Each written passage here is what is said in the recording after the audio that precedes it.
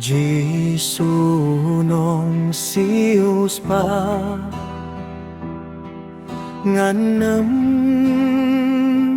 aratatin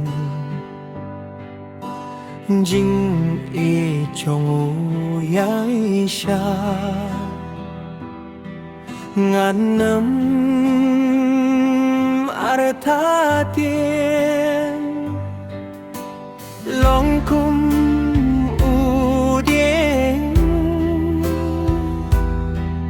Blatung harut kiwaba Traingan ng maretati Jisu lamap yakipop yung idagaba Kiel halor kading na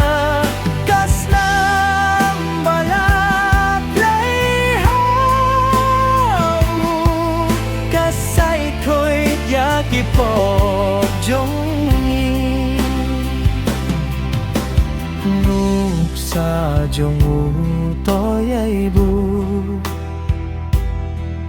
jing du ai ruat nang kle soi tan la ban pen po jing hi kai utrai wat lên đi jing ngay to ngin phân xem bangin la ban poi sha ka thong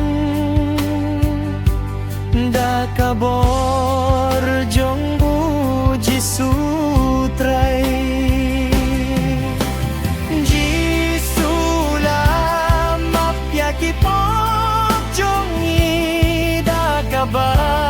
Bakiel halor kading na kasnam balap lay jamu kasay kuit yakipok jong yaid lang ba Jesus Yaid lang man kasmi Lenter ka